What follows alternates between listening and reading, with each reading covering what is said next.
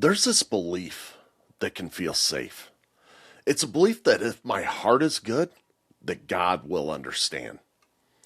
And yes, God, He knows your heart. He's not blind to your intention. But here's where that belief can actually turn on you. You start using my heart is good as a cover for half obedience.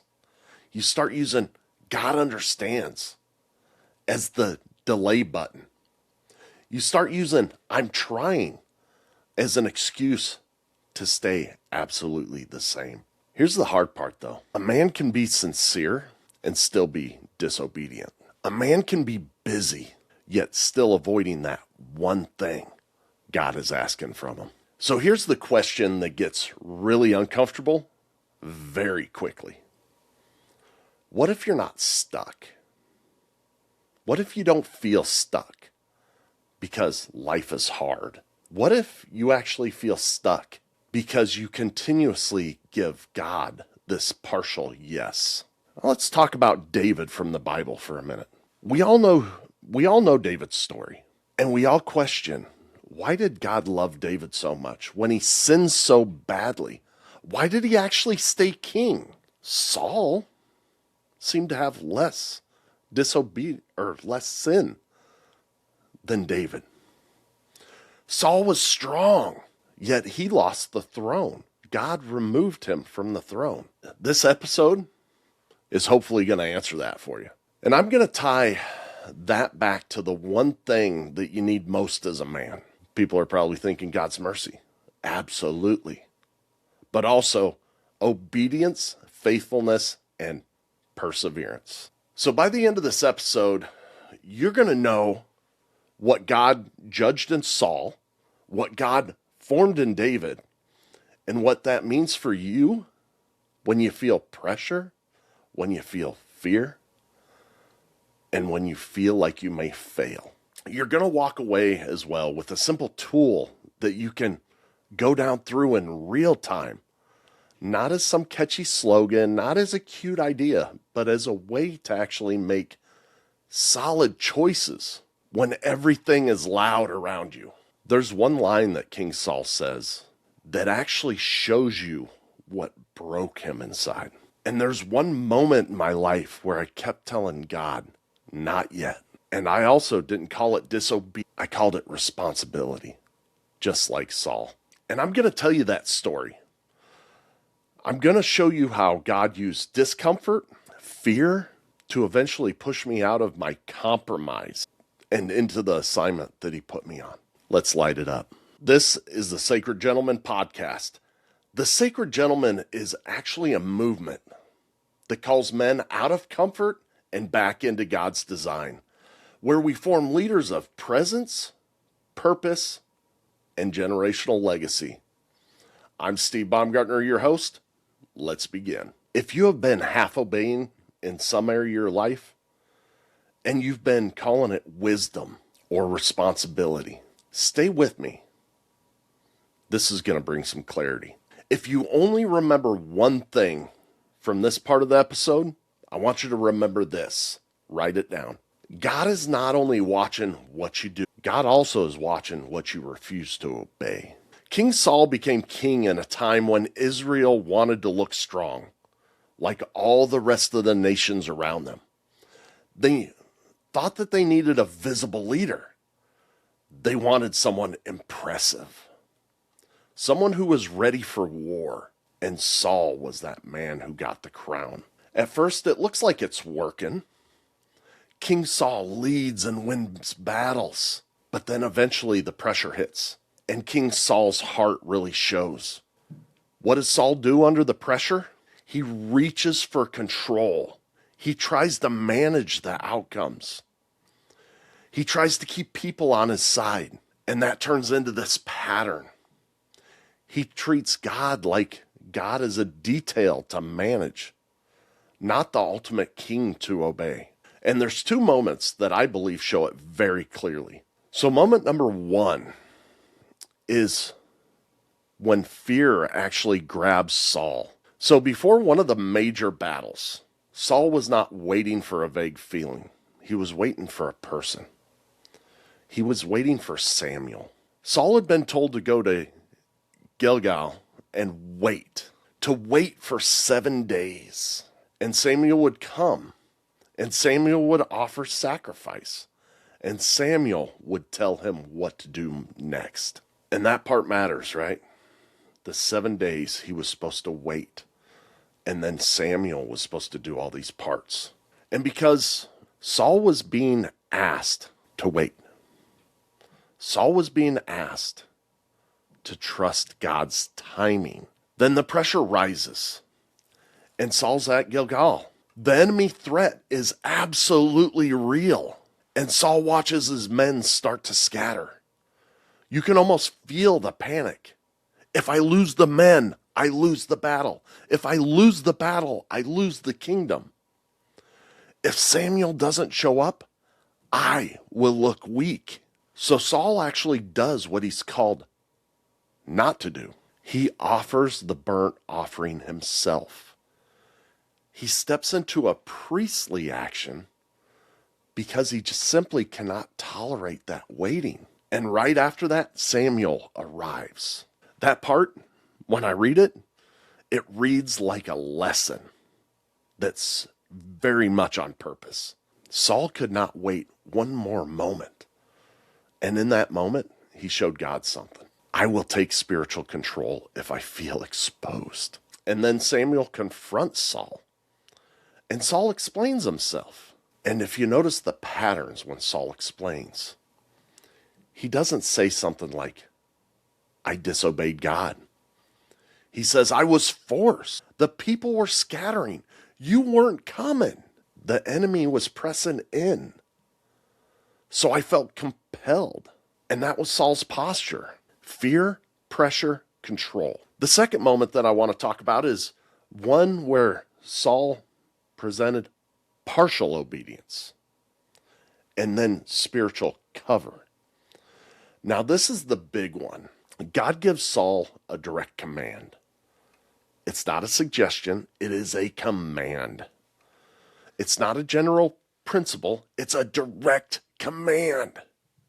He says, go and strike the Amalekites.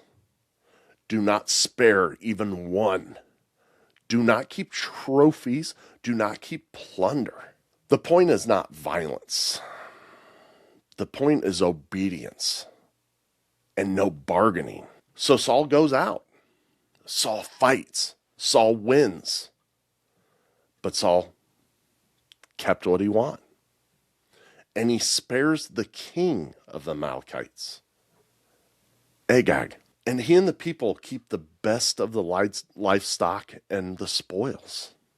Exactly what he was told not to do. He went half in. Then Samuel once again shows up to confront King Saul. And King Saul's first words, they're shocked. He says, I have obeyed. But then Samuel says basically, then why do I hear the animals? And Saul shifts. He blames his people. He reframes disobedience as worship. We kept the best to sacrifice, he says. So the pattern here was partial obedience. Then he justified. Then he blamed. And then he put a spiritual cover over it. Then he protected his image. Samuel drops the line that should hit every man in the chest at this moment. Samuel says, to obey is better than any sacrifice. God's not impressed by your religious cover. He wants your surrender. Now let's bring this down to real life. Let's talk about where Saul's pattern shows up in modern life. This is when a man might say something or think something like, I know what God wants, but I have to handle this instead. Or when you as a man feel a nudge from God and you answer with responsible sounding excuses. I can't do that right now. It's not the right time. I got way too much going on. I have to do this for my family. I'll do it when I'm ready. And those things sound wise and humble, but sometimes it's not wisdom at all. It's simply fear that wears a tie. You might see it when you delay the hard talk with your wife because you simply don't want the tension. You see it when you avoid confessing to another person because you don't want to be seen. You see it when you keep a hidden sin or habit and tell yourself that you'll just stop later. And the deeper the issue is, it's not the habit. The deeper issue is the refusal to surrender. King Saul's story exists so that you can see yourself before you lose any ground. Saul did not wake up and say, just some random day, you know what? I'm going to rebel against God today. He slowly trained himself, trained his soul to prefer that control over the trust. And when we do that long enough as men, we begin to live in two separate places at once. We want God's blessing over here, but yet we're resisting God's authority. And that's the soil that King Saul grew in. Let's talk about this word obedience for a minute. A lot of men hear the term obedience, and they simply hear it as rule following so that God will love you. That's not it at all. Biblical obedience is not trying to earn love. Biblical obedience is you responding to love. Obedience is the fruit of trust, and that's why Saul and David matter so much. The difference wasn't talent, guys. The difference in between the two wasn't skill.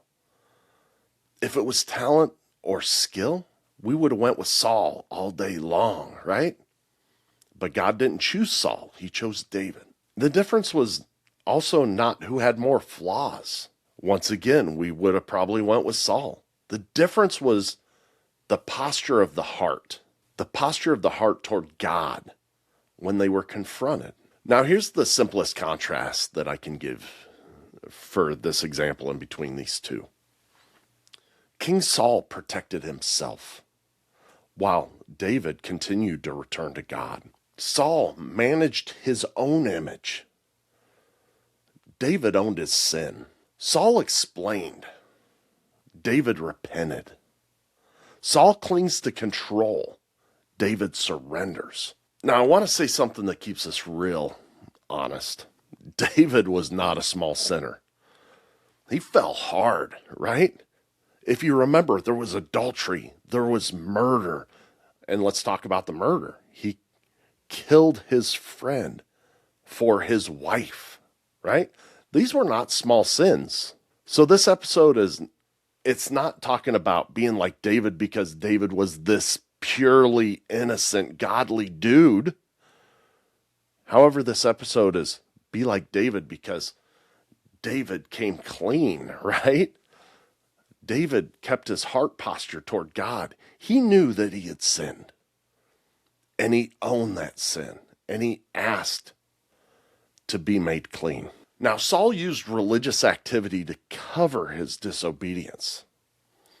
David used repentance so that he could return to relationship with the Lord. And if you miss this point that I just gave you, men usually drift into three different symptoms. The first one is you start living for optics. You care more about how you look than what's actually true. You do good things. You go down to the homeless shelter and help out, but you do them to keep control. You stay busy so you don't have to sit with God long enough to be corrected. The second symptom is you become a master at reasoning. You always have a reason. You can always tell a story where you're still the good guy. It was the pressure. It was the people. It was the situation. I had no choice. That's Saul talking. Symptom 3, you think God is someone to be bargained with. You offer God something religious so you can hold on to what you refuse to surrender. So you offer sacrifice. You know what, God, I'll go to church. Just forget about this over here. I'll go and do this. Just forget about this over here, right? You offer good intentions. You offer that technical yes, but not a full yes, while your heart stays closed. Guys, that's not disobedience. It's simple negotiation. And we don't call it negotiation. We call it being practical. Here's why all this matters for you. A man who learns to negotiate with God, he's also going to negotiate in his vows, with his own personal integrity and with his calling. He will say almost. He will live in later. He will make a life out of delays. Delays aren't neutral. Delays shape your soul. Now, we're going to step into my life. And I don't want to lecture myself or lecture you. I want to use it as a personal mirror so that I can tell you what I was going through. Now, here's how this story played out in my life. About 2.5 years ago now, God was very directly telling me something. He was telling me my assignment. He was telling me that I needed to lead men. And when I say it was directly, I mean it was coming from everywhere. It was men telling me that I needed to be doing this. It was those quiet thoughts that just kept on coming back. It was conversations that were so well timed that it simply just was not coincidence. It was even the things showing up right in front of me that kept on pointing me in the same direction. Advertisements, social media posts, whatever. They were all pointing me in the same direction. But a big part of it was the people that God kept on putting in my path for the last 8 years or so. It was men like Jocko Willink, Ryan Mickler, Ben Owen, Johnny Wimbrey, countless special ops and Navy SEALs and people that I brought onto the podcast, and so many others. I had access to people that most people never even get a chance to meet. And it was like God was putting a sign right in front of me again and again and again. And I didn't jump. A lot of it was because I was comfortable at the time. You know, I was a general manager of a manufacturing plant. I was the head, the top dog. People looked to me for answers. I was leading teams that won on a large scale. Things were good. They were very good. Bonuses were good. But I couldn't shake a feeling. Even though my team was solid and we were winning big, we were winning huge at work, I knew that I wasn't living in my assignment. And what do you do with that? Well, I can tell you what I did. I argued a lot. I would pray and I'd tell God, just take this assignment off of me. I need to focus on me. I need to focus on my family. I got way too much going on. I used the sentence over and over and over again. God, now is not the right time. How can I follow that call when I have so much going on? And to me, it sounded reasonable. It sounded responsible. When I look back, though, I can name what it really was. And that's a complete lack of trust. I didn't trust that if God called me, that he would also make a path for me. I didn't trust that he would provide what I needed. I didn't trust that he would hold my family while I stepped into what he asked. And personally, I also feared failing. I feared not being capable of this call. I feared that stepping out would somehow lead to me being exposed. And I feared the time commitment too, the time with my family. So I delayed it. I delayed this assignment that he gave me. I ignored what God told me. And in that way, I was very much like King Saul. Not a huge, dramatic rebellion at all, but a slow, not yet. And in my life, it's amazing because God's mercy showed up in a tremendous way in my life. God didn't leave me there at that point. I took a new role. This is going to sound funny. I'm talking about God's mercy, but I took a new role with the company and I moved my family back to Nebraska where my grandkids and older kids are, some of my older kids. And I took over this plant thinking I got the world by the short hairs, right? That I can do this. I can fix anything. And it was absolute hell. I felt like I was put in a position to be a fall guy. I'm pretty sure that I was. because my leaders acknowledged in private that there was no way to hit the goals that they had given me. But publicly, they would call me out for it. They would get harsh with me. I was publicly humiliated in front of my peers at conferences. And my whole body changed into something that I didn't recognize anymore. I used to be solid. I used to be secure. But that security was gone. It got so bad that at 49 years old, I had my first anxiety attack. And then another, and then another. Here's the strange part, though. I haven't had one since I resigned and I started walking down his path. So God allowed me to get very uncomfortable, and it happened very quickly. And I ended up resigning from this company after 23 years of employment with them. No more insurance, no more 401k, no more salary, no more vacation, all of those things. And I didn't know what I was going to do next. But in that season, it didn't feel like a gentle nudge anymore. God wasn't asking. It felt like God hit me right square in the face with a dang 2x4. And in a very powerful way, I knew what I was supposed to do. But I'm going to continue being honest with you guys. Even then, even though I knew what I was supposed to do, my first plan was still half-hearted. I told my wife, I remember it clearly. I said, you know what, honey? I'm going to take 24 hours. I'm not going to do anything but grieve.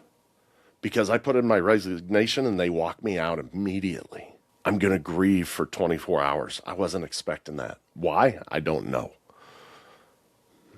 But then the next day, I tell you what, I'm going to spend half the day filling out resumes, and I'm going to spend half a day working on my business. So 1 day to grieve, second day, half and half. On that third day, God wasn't playing no more. He gave me a clear sign, a very clear sign. And a friend called me up and he said, hey man, since you're not working, I need a guy with your skill sets to do a job for me. And no, I'm not a bounty hunter or anything like that. A sniper, blah, blah, blah. It's nothing like that. He had a young leader that he wanted to invest in. He needed this young leader to learn some leadership skills. And it hit at exactly the right moment. And I've talked to this friend since then about this moment. And he told me that he was feeling a call too, to give me that work. And it gave me confidence at exactly the right moment. And around that same time, I had other people that called me. And they said things like, Steve, it's about time. I'm like, what do you mean it's about time? It's about time that I give up my security? And they go, no. You were never designed to spend your life inside a corporate machine. You're bigger than that. And that gave me another confidence injection that I knew was from the Almighty that helped me go forward. If you look for him, guys, he is there all the time. But I also remember feeling guilty. I remember feeling guilty that God had to prove this to me. But that's what happened. And that day that my friend called me, I went upstairs, or my friends called me, I should say. I went upstairs and I remember telling my wife, honey, God's speaking, I'm going all in on this business. And guys, I haven't looked back since then. Now let's tie that back to King Saul and King David. Saul heard God and delayed. David sins, but he returns fast. The key for us in these stories is it's not that we never struggle. It's not that we need to be flawless. The key is whether you surrender when God confronts you. And that brings us to his mercy. Mercy's not about God lowering the standard. Mercy's actually God giving you a way back to the standard. Now, I want to honor truth for a minute. God is definitely merciful. God is definitely patient with men. God knows weakness. God knows fear. God knows that you have limits. And if God demanded perfection from you before you could move, Absolutely no man on earth would ever move. And David proves that. Again, David had huge failures. He had real sin. He had real damage. So yeah, mercy's real for sure. But the point I want to get to is that if you're listening and you have shame on your heart right now, I want you to hear something out of this story. God is not waiting to crush you. There's so many people think that faith, religion, God, it's all about rules and it's all about pressure and control. But God doesn't wait to crush you. He's continuously calling you back. And here's what we miss as men. Mercy is not permission to stay the same. Mercy gives us the power to return back to Him. Mercy is God saying to us, come back to me so I can make you clean again. We're not talking about having a perfect life. We're talking about having a faithful life. Faithfulness means you keep returning. It means that you keep obeying. It means that you keep walking, even when you feel weak. That's where perseverance comes into play. Guys, here's what gets ignored in a lot of Christian talk as well. God's mercy does not erase your obedience. His mercy actually restores you to it. And this is where Saul and David really split. When Saul's confronted, he defends, he explains, he blames. And Samuel says the line every man needs to listen to, that needs to feel deep inside. He tells Saul to obey is better than any sacrifice. So what does that line mean? It means that God doesn't want you to, just play religious, right? He doesn't need that religious cover. He wants you to surrender. And I'm not talking about different faith groups, different Christian groups. We all do it. It doesn't matter what group you belong to and who's right and who's wrong. We as individuals put on a religious cover. We go to church, but we don't surrender. Saul's move was this. I kept some of what God told me not to keep, but I'll offer it as sacrifice, so it's all right. That's a trap, guys. And men still do this in very modern ways. Using the example of church, right?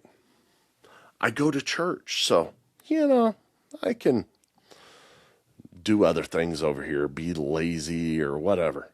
My private sin is not that bad. I provide. So, if I get angry at my wife or kids, that's fine. I pray. My compromise isn't that serious. I meant well. So, God will understand. God's answer is not that complicated. Obedience is better than your religious cover. Now let's contrast that with David. Not as David's hero story, but it is his repentance story. When David is confronted, he doesn't bargain. He doesn't spin the narrative. He breaks. And he owns that sin. And that's why mercy can hold David up. Not because God loves David's sin, but because David didn't cling on to it. God can work with a man who is broken, but honest. He can work with a man who is proud, but lets go of that. But he won't work with a man who's proud and fake. So what does this call you into? Simply, it calls you into stop negotiating with God. It calls you to stop saying later when God says no. It calls you to obey even when you feel fear and return fast when you fail. It's called a faithfulness. It's called a perseverance, not for grit, not for ego, but for holiness. Let's keep this simple and direct. Saul's pattern that shows up in 1 Samuel 13 and 1 Samuel 15, Saul gets pressure. In one moment, he gets impatient and he reaches out for that control. He steps outside of his role because he cannot wait.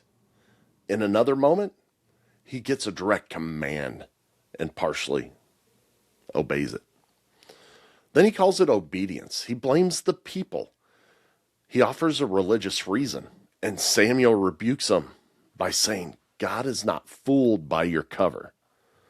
That's not God being picky. This is God protecting Israel.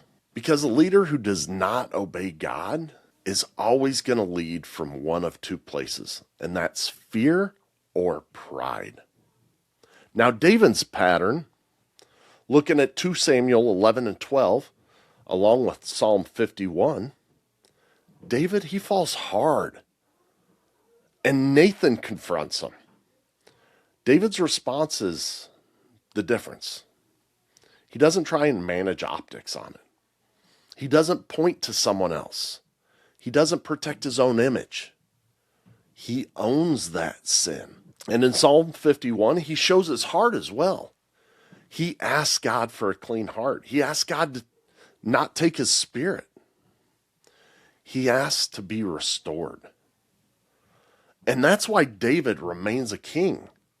Not because God shrugs at sin, but because David comes home to him. Now listen to this as a man, right? When you're confronted, your first move absolutely matters. You could defend like Saul, but you could return like David. And this is where mercy and obedience comes together. Mercy gives you the door. Obedience is walking through it. Faithfulness is staying on the path, and perseverance is staying on the path. When you feel tired, when you feel fear, when you feel like you might not make it. Here's a practical tool that you can go down through when you feel that pull of Saul in you. When you want to delay, when you want to bargain, when you want to protect your own image, when you want to, mostly obey. I'm going to call it the crown test. Crown, once again, it's a framework. C stands for command. We need to start asking ourselves, what has God clearly asked of us? Not what you wish, but what he asked. What is the clear obedience in front of you right now? R stands for reason. What reason are you using to delay or water down obedience? This is where Saul lives, right? Now's not the right time. People need me. It's too much. O stands for ownership. Are you owning your choice without blaming anyone? We can't be using things like the people or my wife or my boss or my past. We need honesty. W stands for wound. What fear is driving your need to control? Is it a fear of failing? Is it a fear of losing respect? Fear of conflict? Fear of being exposed? Or simply not being enough? N stands for next step. What is the next faithful step that you need to take today? Not the whole plan, guys. One step. Now, let me run it through my own life, my own experiences, and some of this is going to be fairly repeatable, but I want to show you how this crown test really works. Because I want to give you something that you can use on Monday, not just be like some Bible study. Men need to take action. So my first walkthrough is I want to talk about my marriage moment, right? I always felt like I had to be the strong one. And the hardest thing that I ever had to do in my marriage, and we've been through some struggles, guys, is tell her that I wasn't feeling right on the inside and that I felt like I needed professional help. So this was a crown moment. And if I would have had this framework back then, it would have probably given me a much better stance. So, command. I needed to tell the truth. I needed to get help. I needed to stop pretending. Reason. These lies or reasonings that we come up with. I can handle it. I don't want to stress her out anymore. She's been through enough. I need to stay strong. But ownership would say, this is on me. Something in me is not right. The wound was the fear of being seen as weak, or the fear of actually shaking our home at the foundation. But my next step would be to say it out loud and take that step. Now, let's go back into the scene, right? Let's go back into the scene when I talked to my wife. We're sitting in the living room. We had just finished our morning prayer. We're drinking coffee, communicating about different things. I'm about ready to go to work. I got my work boots on. I got my button up on, all that stuff. But I have this feeling of selfishness come over me. I knew that I needed to tell her, but I had recently moved my entire family back to Nebraska because that's where some of my older kids and now grandkids are. My younger kids were having a hell of a time, a very hard time trying to make friends. Me and my wife, we were in a rough season because of all the crap that was happening at work that I was letting spill over into my marriage. And here I was about to say, I need help. Guys, that's where a man really wants to manage optics at, right? That's where I was being like Saul when I felt that selfishness. But I chose not to go down that path. I chose to tell her the truth rather than being like Saul. And in that moment, it was a tremendous outpouring of love from her. And she told me she knew that things weren't right with me. But she also told me that she had faith in me, that I always found a way. And she also told me that she knew God had me. Guys, that's what faithfulness looks like in a marriage. I don't know if I have a better example right here to tell you. That's what it looks like. It's not being perfect. It's not this huge speech. It's being honest. That honesty gave me a path forward. That was mercy from God working through my wife. So the other one was the resignation moment. I was absolutely known in this company as someone who could fix things. I could crank on a wrench and all that stuff and fix things, but really fix systems and processes and be able to flip plants. You know, I was known as the guy who could take almost any broken situation, this turd, and turn it into something highly valuable, something good. And walking away from all that, it felt like a failure. It felt like a personal failure, but it also felt like betrayal. I knew these people in this plant. I knew the people in the company, and I knew that all of them were hurting. These changes in the company that were happening weren't just happening to me. They were happening to a lot of people. And they're happening to a lot of people who are too scared to leave. And those people were hoping that I could fix it. So it felt like betrayal. But if you run Crown in this instance, this test, this framework that I'm giving you, first you step into command. I needed to make a clean decision. And that was that I needed to stop living in something that was harming me and harming my family. But the reasoning is that these people need me, that I can actually fix this, that I might look like a failure.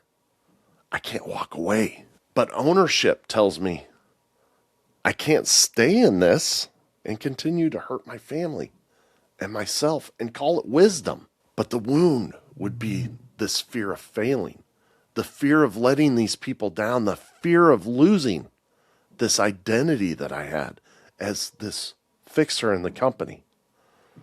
I spent 23 years of my life there.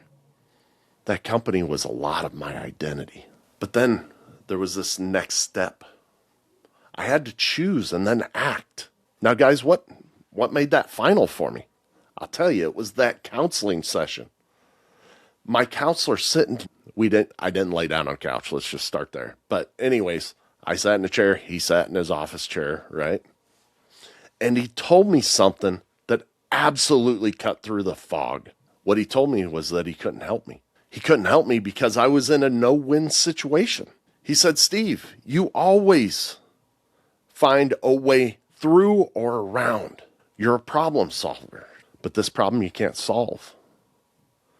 And he said that's the reason why, directly why my anxiety attacks showed up. He said, for once, your system, the way you think, the way you operate, you can't solve it.